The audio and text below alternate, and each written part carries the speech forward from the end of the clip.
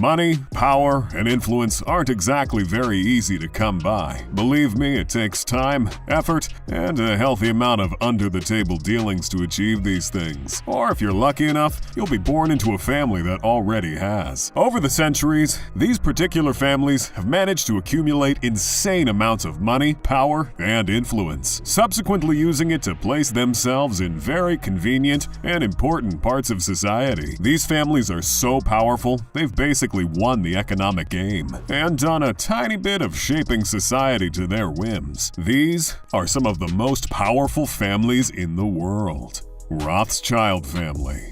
If you know anything about conspiracy theories, then you've certainly heard about the Rothschilds, from the wildest to the most plausible. One way or the other, the Rothschilds had something to do with it. I mean, if the first page of Google is to be believed, the Rothschilds have done everything from controlling every central bank in the world to even controlling the weather, with an insane combined net worth of $400 billion. Who are the Rothschilds really? Alien emissaries, or just some incredibly rich people? Well, what they are is an international banking and finance dynasty of German descent. They rose to international prominence in the early 18th century and subsequently established operations all across Europe. They were even elevated to nobility by the Austrian government. So yes, they are just incredibly wealthy. But you probably guessed that. The Rothschilds' historical rise to power started with Meyer Rothschild, whose keen talent for finance eventually led him to become a prominent member of the global banking industry and installed his 5 sons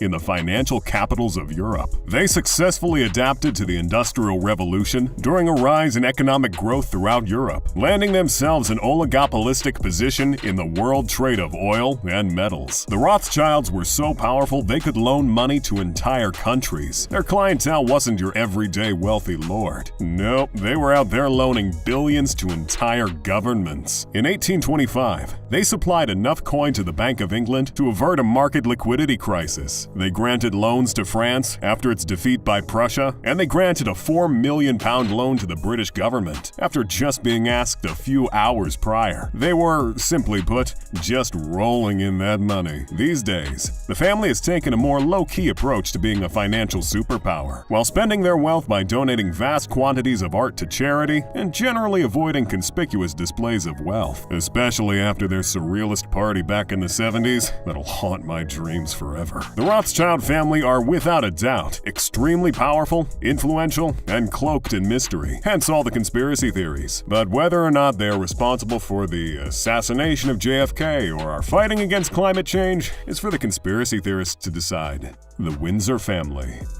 Quite possibly one of the most popular and most influential groups of royals in the entire world, with family branches that have stretched all across Europe and influence that quite literally stretches the entire globe. If that doesn't make you want to find your own Windsor heir to marry, wait till you find out just how wealthy the latest generation of British royalty is. Prince William and Kate Middleton's 3 kids, George, Charlotte, and Louis, aren't just living a life of unparalleled luxury, they're making bank too. Prince George is already worth $2.8 billion, and his sister Charlotte is worth $4.3 billion. They're already making 10 digits, and neither of them is 10. Simply mind-blowing. The Windsors aren't just sitting at the top of a country with a GDP of $2.7 trillion. Their influence spreads far beyond Scotland, Northern Ireland, Wales, and England, reaching every continent on Earth. Yes, including Antarctica. Some of these countries include the South Pacific Island of Tanna, where the Duke of Edinburgh was considered a literal god, and Canada, where the portrait of Queen Elizabeth is featured on their $20 bill. That might sound a little strange to you, but did you know Queen Elizabeth technically owns 1/6 of the Earth's land? Of course she's gonna show up on a few bills. The Queen is technically the largest landlord in the entire world, owning more than 6 billion acres of land, and is technically the head of state of 16 countries. These countries are part of what's known as the Commonwealth realm, and are some of the wealthiest places in the world, like Australia, New Zealand, and Canada, which would technically make the Windsor family worth an estimated $25 trillion. Now that is a lot of power. The Windsors might be running a constitutional monarchy these days, but that doesn't diminish just how influential they are. I mean, people have actual tattoos of the royal family on them. I'm talking about permanent drawings of Queen Elizabeth on their bodies. You can only wish you were that popular. And what's popularity if you can't back it up with ridiculous amounts amounts of wealth. The Windsors sure can. They own several castles, mansions, and estates, all of which are incredibly expensive, and they didn't even need to buy most of them. There's also the Royal Collection, an art collection owned by the British royal family, which is one of the largest art collections in the world, with over 7,000 paintings, 40,000 watercolors and drawings, and about 150,000 old master prints. They've got historical photographs, tapestries, and the crown jewels worth $4 billion. Pretty much everything you could consider art can be found in this collection. Some of the Windsors' luxurious royal holdings include Kensington Palace, which has an estimated worth of $630 million, and Buckingham Palace, which is worth $4.9 billion, one of the most expensive and popular buildings in the world, and they just casually live in it. Koch family. What do you get when you mix oil money, time, and a healthy bit of generational wealth? Well, you get the Koch family, a dynasty of oil billionaires that have shaped both the economic and political landscape of the United States. With a current net worth of $100 billion, the Koch family started their rise to power with a company that had a mouthful for a name. It was originally called the Wood River Oil and Refining Company, until it was thankfully renamed to Koch Industries in honor of Fred Koch, one of its earliest members. It was run by his two sons, David and Charles Koch, affectionately referred to as the Koch brothers, after which millions upon millions of Coca-Cola jokes were made. That is until David passed away in 2018 at the age of 79. Now, to give you an idea of why the Koch family is on this list, please note, Koch Industries is currently the second largest privately owned company in the United States, and currently the sixth largest in the entire world, raking in a yearly revenue of $115 billion. Oh, but Koch Industries isn't just rich, it's prolific as well. They've acquired so many companies and have so many subsidiaries. They effectively do everything now, and I'm not even exaggerating. These acquisitions were incredibly smart as well. Some of them include the $22.5 billion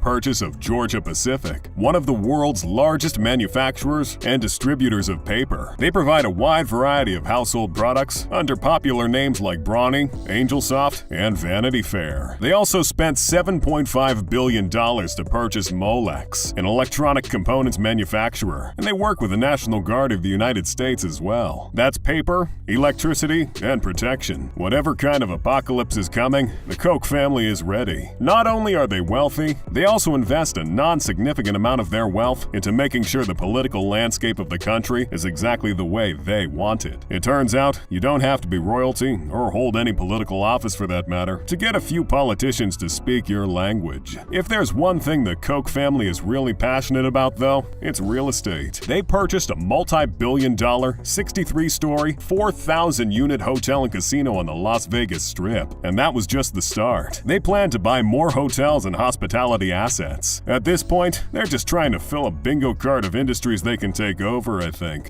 The Walton family. Here's a family so powerful, they have an insane net worth of $169.7 billion, and own a corporation so massive, it has a net worth larger than some countries' GDP, yet nobody really talks about them. You know what a Walmart is? I know what a Walmart is. We've all seen the memes, but did you know that there are approximately 10,500 Walmart stores in 24 countries worldwide, which employ about 2.2 million people? Well, I certainly didn't. Walmart was founded by Sam Walton in 1962. Over the years, it eventually grew into the world's largest company by revenue, earning over $540 billion, consequently turning the Waltons into the richest family in the United States. Let me tell you, Walmart is so powerful, its very existence in a community is enough to destroy whatever competition stands in its way. If a Walmart opens up in a small town, about half its retail trade will be gone in a few years, felled at the feet of this retail giant. Naturally, Walmart's customer size is frankly ridiculous. Thanks to its low prices and wide range of products, it appeals to virtually everybody and serves approximately 220 million customers every week. The Waltons have had more than one successful venture though. You don't get over $100 billion by being a one-trick pony after all. One of these ventures was known as Sam's Club, a chain of warehouse clubs that sold groceries and general merchandise. It operated 600 warehouses houses and raked in profits up to $57 billion. Even their charitable foundations are a hit. The Walton Family Foundation has managed to take on environmental issues and education, spending $1 billion on the latter. The Waltons have used their vast wealth to dabble in a bit of politics as well. The political leanings of the Waltons aren't exactly one note, though. Different heirs to the Walmart throne have paid large sums of money to different sides of the political aisle, trying their darndest to influence policies, like a really boring season of The West Wing. Morgan family. This family's rise to international prominence started in the late 19th century with perhaps the most famous Morgan of them all, John Pierpont Morgan. That guy in all the documentaries about early industrializing America? Born to be a banker, J.P. Morgan would follow in his father's footsteps and get embroiled in the financial sector, becoming one of the most famous bankers in the world, eventually immortalized by one of the most powerful financial institutions in the United States, J.P. Morgan & Company. J.P. Morgan didn't build the first billion-dollar company by banking alone, though. In the late 1890s, he turned his attention to the steel industry. He developed an alliance with the president of Carnegie Steel and purchased the company for $480 million, an amount which, at the time, was more than the U.S. federal government's entire budget. You gotta spend money to make money, and boy did he make money. In 1901, J.P. Morgan merged his steel companies and established U.S. Steel, a company worth $1.4 billion, placing him not only at the top of the banking industry, but the railroad industry as well. He also controlled 60% of the steel industry too, for good measure, not to mention the fact that he sat at the board of directors for 48 different companies. This obviously granted the Morgan family immense political and economic sway around the world. J.P. Morgan was part of several illustrious social clubs, where he would meet and rub shoulders with some of the most powerful men in society. He even founded his own club and called it the Metropolitan Club, which had powerful members in it, including the likes of fellow billionaire Cornelius Vanderbilt. Morgan managed to achieve such wealth and influence by being an incredibly savvy and honest businessman. And just kidding, he was the very definition of cutthroat. He bullied, outcompeted, or straight up bought out any competitors. After J.P. Morgan's death in 1913, he left behind what would eventually become the largest bank in the United States, with assets worth $3.7 trillion. It has acquired so many banks over its lifespan that J.P. Morgan & Chase is officially the largest bank in the world by market capitalization. What else could you possibly expect from a family powerful enough to control the U.S. gold supply and organize a syndicate of bankers to stabilize the economy of a whole country? Which family do you think is the most powerful? Conspiracy theories aside. And if you want to know how these billionaire families stay so wealthy, then click on the video on the screen and find out where the richest billionaires hide their money. See you there.